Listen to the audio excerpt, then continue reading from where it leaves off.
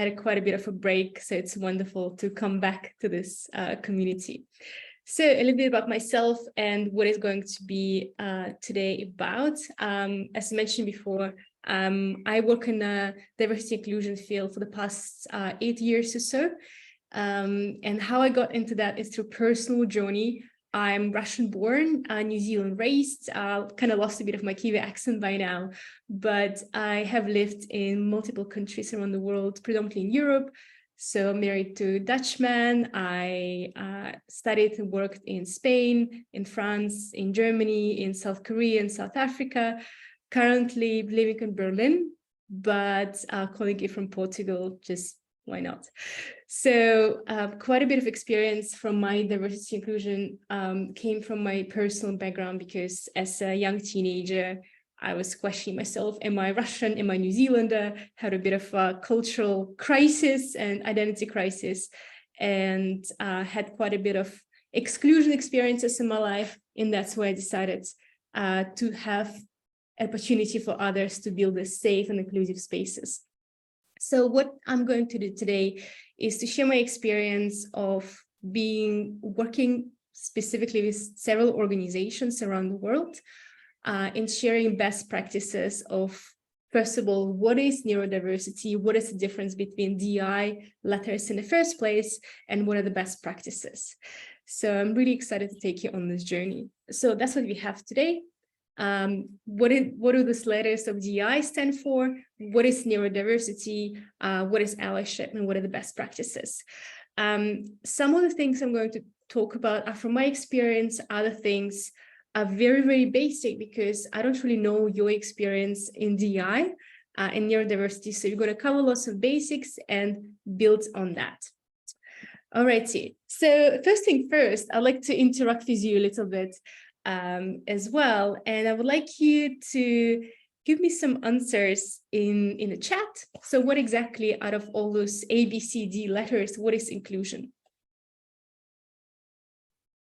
So you just write in the chat.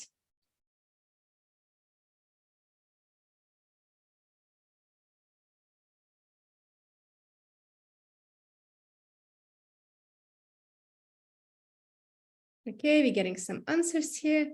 C, B, B, C. Okay, wonderful. I'll wait a little bit longer for you to respond. Okay, right, perfect. Okay, so my answer to you is the correct version is C. Okay, so can someone tell me what is A then? Just write in the chat again. A is exclusion. Thank you very much. What is B? This one, that's where it gets a little bit trickier. What is B? Because some of you had mentioned, we have someone who understands the topic quite well. Wonderful. Okay, very good. So D is segregation. Karian, if I pronounce your name correctly. Wonderful. So B is diversity, or we could also call it integration. So you're in a way that you are there, you're in space, but please hang out in this particular area. Please live in this particular district. Please do this particular job. While C is inclusion or managed diversity, because diversity by itself does not really bring any benefits. It's only bringing benefits when it's managed, which means it's inclusion. So when we go to some basics of what diversity is that let's break some misconceptions straight away. The biggest misconception about diversity is that diversity brings innovation, creativity, brilliant ideas, and so on and so forth. This is bogus. Excuse my French, but the reality is that diversity by itself does not lead to innovation, creativity, and all those things you've been told. Diversity by itself is chaos, it's misunderstanding, it's slow decision-making process, it's lots of emotion, lots of conflict. Diversity by itself, it's chaos. It does not bring to creativity, it does not lead to innovation. But diversity is also learning, because you can only learn from someone who's different than yourself. So diversity is a fact. Yeah, diversity is a mix.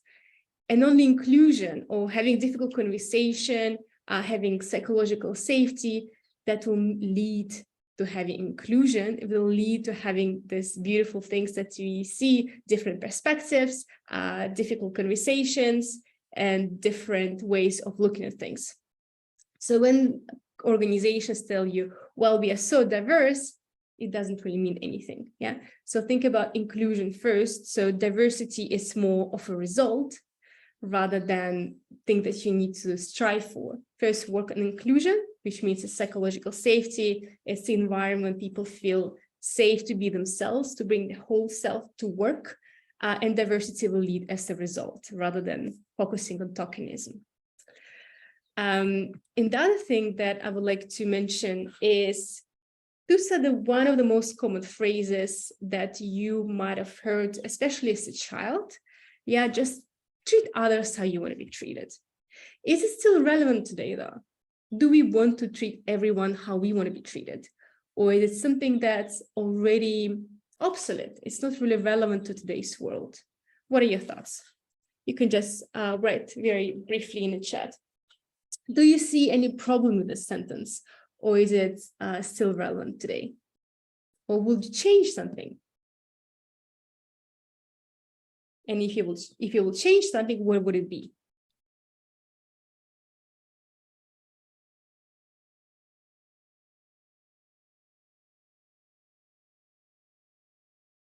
Treat them how they want to be treated. Thank you very much. Exactly. So it's not really focused on you. If I like to shake hands with everyone or greet someone with 2 kisses, it does not necessarily that it's relevant for someone else or it's comfortable for someone else. So it's a focus on them, treat others how they want to be treated. And this is where inclusion comes into. And one more phrase that is also very, very common, and a lot of people say, you know, I don't see color, I don't see gender, I don't see age. Why don't we just live in peace? We are one human race. Yeah, all this kind of very well-intentioned, well-spoken, and meaningful phrases. What is the problem with that? What exactly do you see problematic about this phrase? When you see this a bit of a naive way. Exactly. Thank you very much. In the places racism, sexism, aging doesn't exist. It's basically turning a blind eye towards the problem, and it assumes that people of different backgrounds, of different abilities, of different age will have exactly the same experience and everyone is equal. The reality is it's not true. Yeah, so it's dismissing the problem, it's pretending that it's not there. Fantastic. So we're covering the basics, we're moving on a bit further. So it's a very easy path to take. It's ignorance is a bliss, right? It's very, very easy point of view to take when you don't really want to address the problem. So that's what exactly I want to show you several examples of what can happen when you see a very ignorant point of view, when we pretend that we don't really need diversity, we don't really need inclusion. This situation is very close to my heart because it happened in New Zealand. So there's a New Zealander who is of Asian ancestry. He went to the New Zealand Department of Internal Affairs to renew his passport, New Zealand passport. So he went to the little booth to take a picture of himself, and voila, what happened? Subject's eyes are closed. Yeah, those are the consequences of what happens when organizations don't truly think about how the technology affects people, whether it's a representation of society. So what we see here is a very homogeneous team that developed this technology, or not very inclusive team. So they had the default way of someone who is Caucasian, didn't really think about anything else. And that's the consequences. We also have example from Google. There was actually went viral a few years back. So Indonesian, Turkish, and Hungarian are gender neutral languages. So he or she means the same, but because of the biases of the algorithm, whichever team has developed that, we see she's a cleaner, he's the boss, he's smart, she's stupid, he's a doctor, she's a nurse. Yeah, so all this kind of thing that really reflects not inside the organization how people strive and how they feel, but how does technology affect day-to-day experiences of people. When we go further, once again, very well-intentioned, Ramadan Mubarak with smoky bacon flavor. Well done, Pringles, good try. Good try. As you might know, the Muslim community, they don't eat pork. So very good try to position yourself as being inclusive and aware of Ramadan, but yeah, didn't really think enough about that. Well done. And another question that I have for you, what do these people that you see have in common? So if you think about it, look at them, what do you think they have in common? So there are different celebrities from different countries, with different backgrounds. What do they have in common?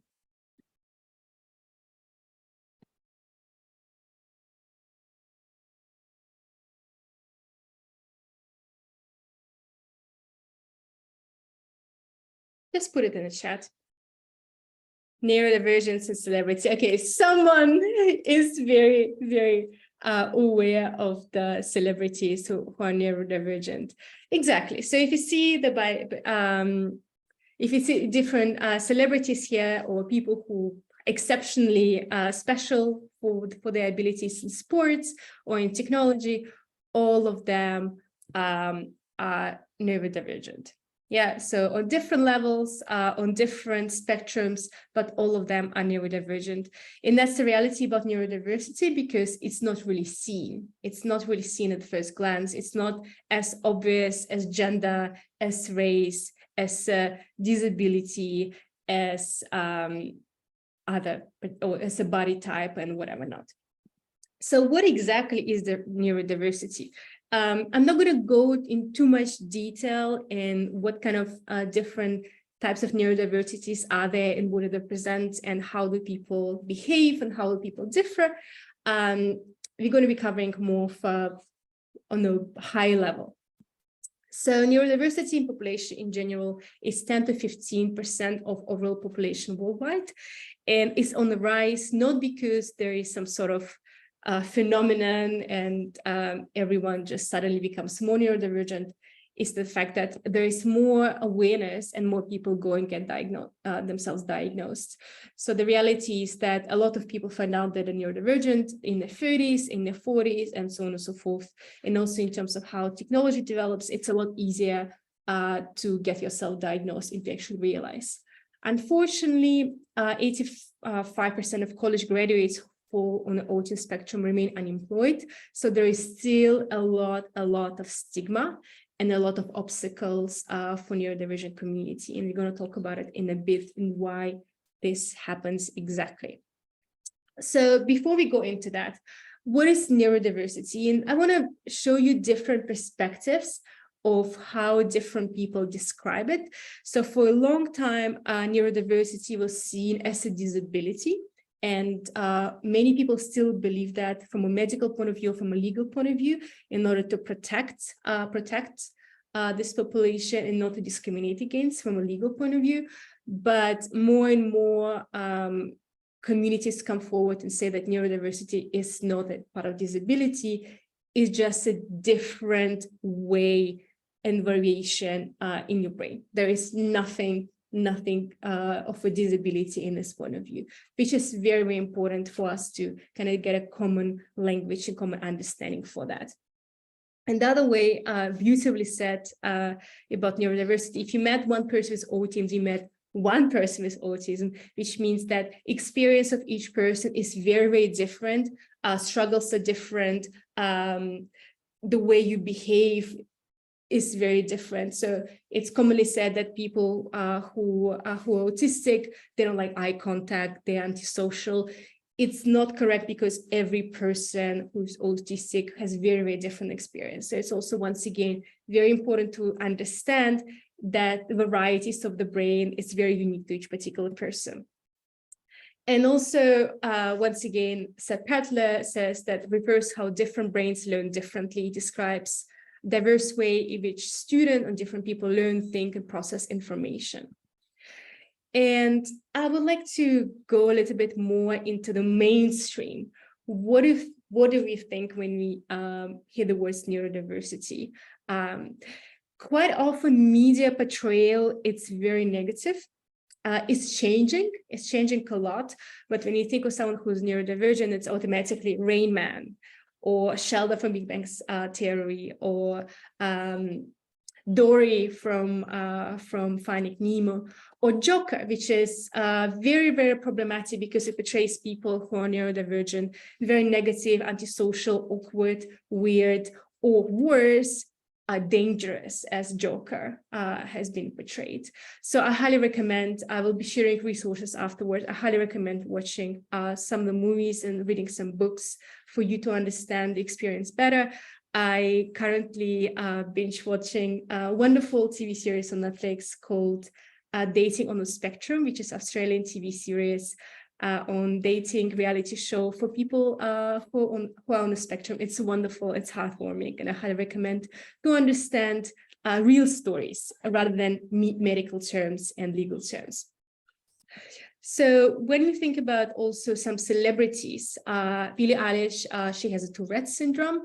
So if you are a fan of her, if you would be watching her interviews, you see that she does have a lot of tics, but she's very good at masking them. So it's her experience, it's minor compared to what a lot of people with Tourette syndrome have.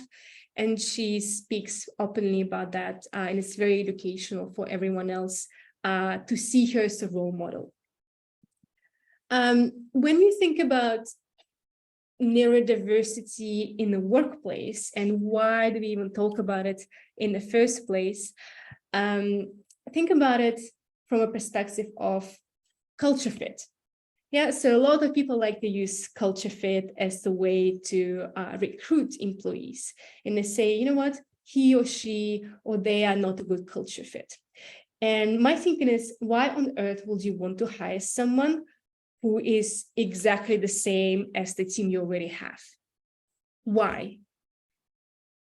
You want to get a bunch of clones who think and act in exactly the same way? What is the purpose of that?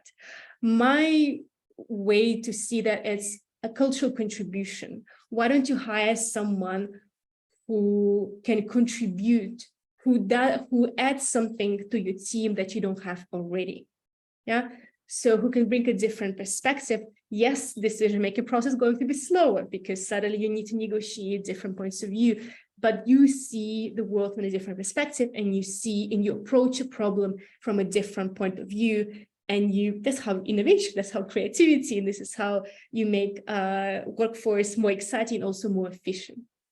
Yeah, so move away from the perspective of a culture fit, but think about cultural contribution or culture add.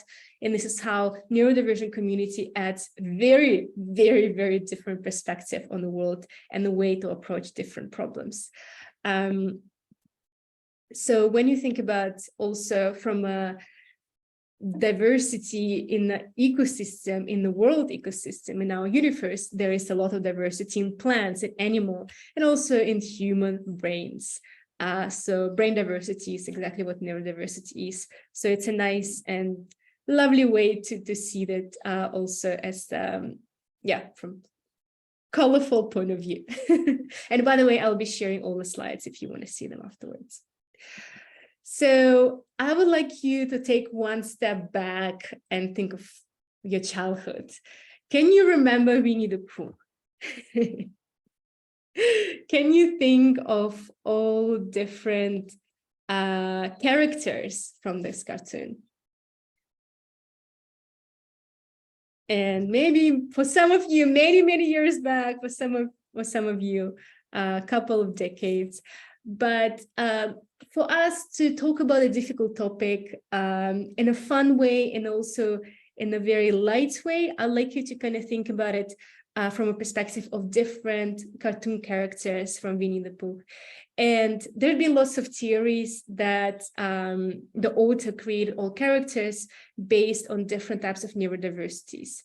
And for you, and I'll be sharing additional resources afterwards, for you to understand different types of neurodiversities a little bit better, through the eyes of different characters. So if you think about it, we have Winnie the Pooh, the main character, who is seen as someone who has ADHD. So it's someone who is inattentive, the type of ADHD. And then we also have Tigger, who is running all over this. So it's hyperactive ADHD, running all over the place, lots of ideas, and sometimes very inconsistent. And we have Piglet, who potentially could be seen as someone who has a lot of anxiety and always scared and always finding the way, seeing a lot of negative things through the world. And we also have Rue, who is seen as someone who is autistic. And the donkey, very sad donkey, who's seen as someone who is depressed.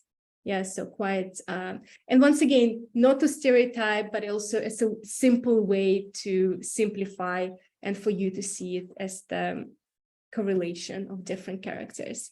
And we have the rabbit, who is seen someone who has ADHD, someone who has OCD, and the owl, who has also who's autistic. So there is a very interesting test, and please be careful and don't self-diagnose, don't assume anything, because this is something up to the doctor and up to professionals to decide, and don't self-diagnose yourself. But there is an interesting test for those who suspect they might be neurodivergent, or maybe the kids or the partners or friends neurodivergent, for you to kind of understand yourself more or less a little bit better. So this is my test. I had quite a high on ADHD. It is exactly where I am today. I have very recently discovered, I suspected for a long time, but I discovered that I do have ADHD. And I have to tell you that it's been the biggest relief I've had in my life, because now it all makes sense. I wish I knew that earlier, but I'm really grateful that I know it now, because now I can control my life a lot better. I know how my brain operates, and I don't judge myself. So I have a lot of accommodations, and my relatives and my loved ones know how to handle me. So they don't get angry at me as much as they used to be because of my inattention or whatever not, forgetfulness. They know how to handle me a lot better, and now I know how to handle myself a lot better.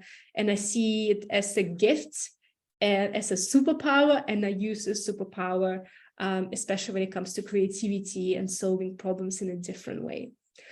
But my recommendation, if you suspect that you or your partners or friends have a neurodivergent, please get yourself checked, because it does help a lot for you to navigate your life.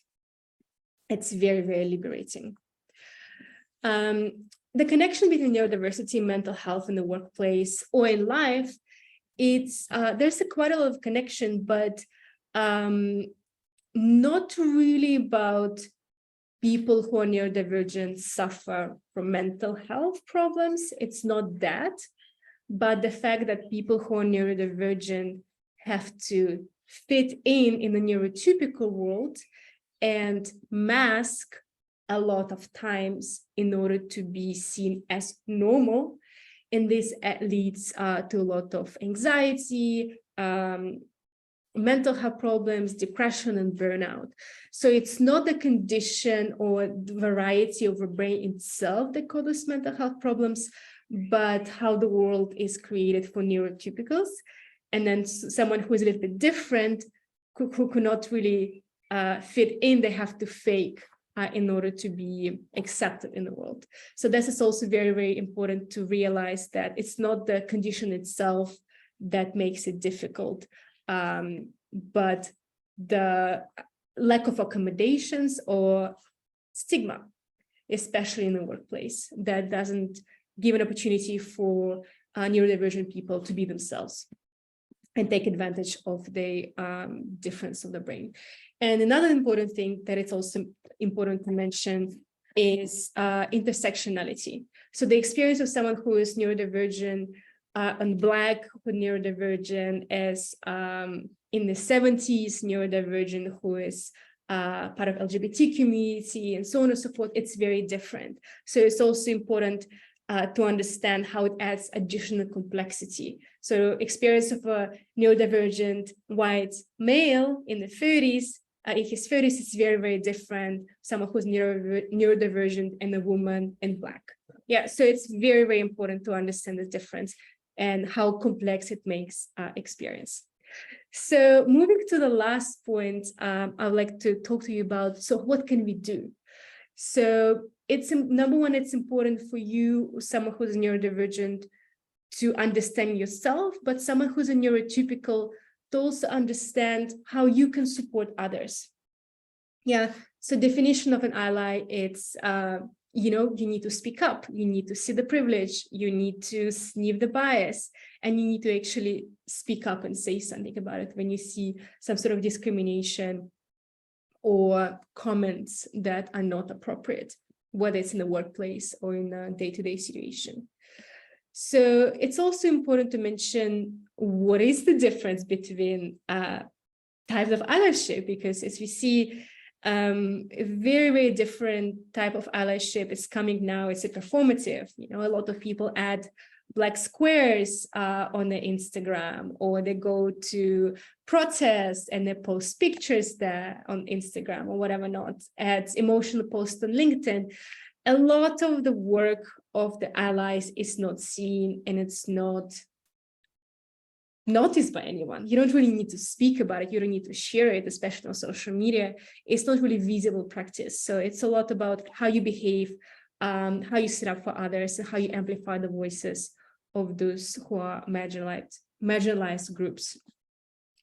And it's also important to see of the developments of the language in the neurodivergent community, which is quite interesting. And it's also very different. How is it, I would say, in Europe? Because in Europe, I see everyone focusing a lot on the person-first language. But in US, what I see is more development of identity first, which means instead of saying person with autism, it's an autistic person, to make sure that, yes, it's part of my identity. I'm proud of it. I don't need to hide it. Yeah, so it's a very, very different way to approach neurodiversity. And it is really up to you to ask people, how would you like to be addressed? Yeah, so don't assume. And that's where the language is super important. And I'm not going to get into this part for the lack of time, but it's also important to understand how to use the language. So by using the right language, you also showcase of how to be a good ally. Yeah, so there is no such thing as normal, normal and not normal, but neurotypical and neurodivergent. Yeah, that's probably the first thing for you to remember. Neurodiversity, neurodivergence, neurotypical, and someone who's neurodiverse. And once again, I'll be sharing all the slides, so you don't really need to worry about it too much. And another quick thing I recommend for everyone, absolutely everyone, especially for managers, to take mental health first aid course. It's just as important as physical mental health, and it helps you spot burnout in the workplace or among your relatives and friends, and to be able to address it before it gets much more serious. And a couple of examples of companies, you could also look up what kind of neurodiversity programs they have related to recruitment and what kind of best practices they have. But last few points from my side, in the office, for you to be a good ally, accommodations don't need to be expensive. They don't even need to be anything there. And it's kind of like the main misconception about supporting neurodiversity. So no strong perfumes, flexible working space, quiet room, adjusted lighting, soundproof headphones. That's it. Very, very easy.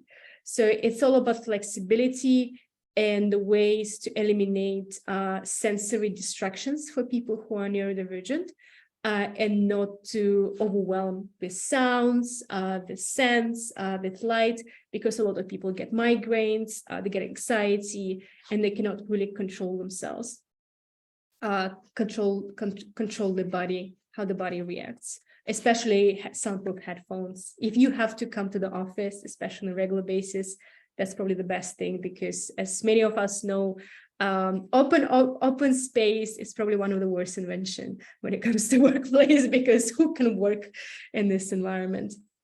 And when it comes to process accommodation, you really need to communicate that you're committed, that you're a neurodiversity-friendly organization, and a flexible working environment when it comes to hours, when it comes to days where you can work from the office. It's super important. And structure. Please don't invite just whoever is neurodivergent or neurotypical, no meetings without agendas. That's like number one. It benefits everyone, not only people who are neurodivergent. Constant feedback, interview questions in advance if you are to hire someone, scheduling everything in advance, and sharing profiles of people. So over communication is extremely important when it comes to deadlines, success metrics, and so on and so forth. So over communicate. And universal design is also super important. So when it comes to colors, when it comes to flexibility, and when it comes to size. So also super important, because once again, it benefits everyone once again. And number one book I highly recommend is Neurotribes, and also Neurodiversity in Business. It's a very, very good way to know what's happening. They also released a report quite recently. And follow Professor Amanda Kirby. She's fantastic. She shares a lot of fantastic resources on her LinkedIn. And something to end with is that we don't really need to create additional accommodation and have additional work for neurodivergent community, because it benefits everyone. Yeah, so it's not really it's a piece of cake that you take away from someone and give to someone else. It really benefits everyone. So clearing a path for people with special needs clears a path for everyone. And remember, if something is not a problem for yourself, if something is not a problem for you, it doesn't necessarily mean that it's not a problem for someone else. That means a privilege. So be aware of your privilege, amplify the voices of others, and make sure that you become an inclusive leader by using the inclusive language, by understanding the different struggles of people and how you can provide the correct accommodation. And diversity, equity, and inclusion is not a journey, it's a destination. And it's an ongoing way for you to educate yourself and learn from the experience of others. Thank you very much.